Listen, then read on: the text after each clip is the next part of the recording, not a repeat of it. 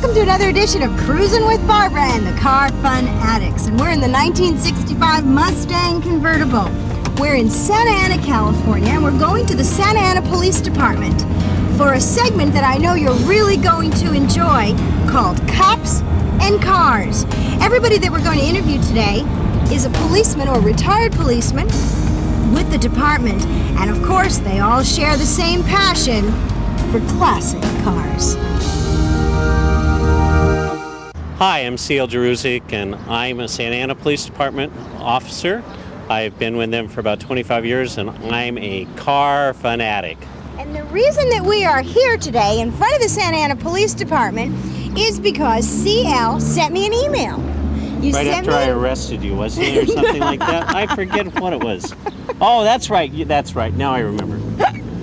CL sent me an email with a picture of this beautiful car.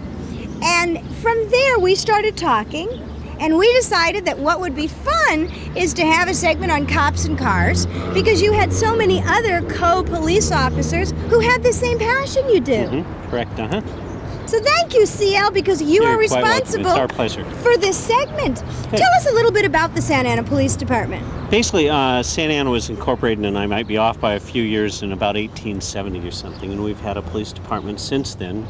Santa Ana is the county seat of Orange. We were in an old police department or an old police station until about 2.5 years ago, and at that time we moved into this building, which is probably comparable to about the size of most people's city halls. It's real nice. We've got about 400 police officers. As you've seen, quite a few of them have classic cars. We're going to meet a lot of these people today who have cars, who brought them down on this beautiful Saturday morning.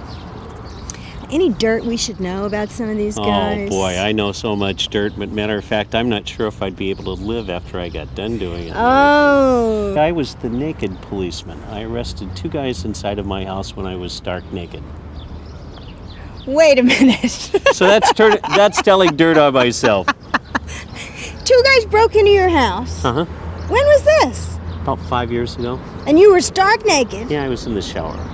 And so how did you subdue them stark naked? Well, I threw one to the ground, the other one took off, and he actually got arrested by a Brea police officer out in front and everything. But I threw one to the ground and told him to spread his arms and his legs and everything, and I went and got my gun and arrested him, basically. Let the other policeman come in and handcuff him.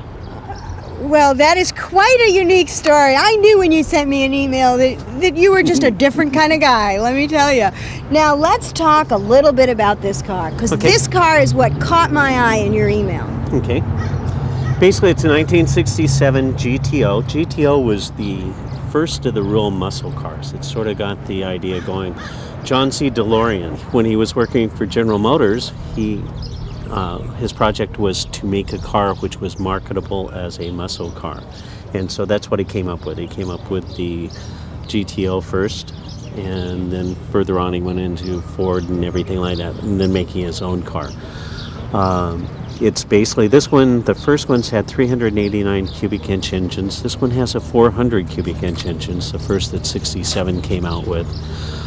Some of the interesting things, it's got a sort of a probably not politically correct shifter now. It's called a his and her shifter, that there's a slot that if you're the man and you want to race around, well, it goes over to the side and you go through the gears, and if you want the lady to drive, back in those days it was politically correct, it'd go through the gears automatically and stuff.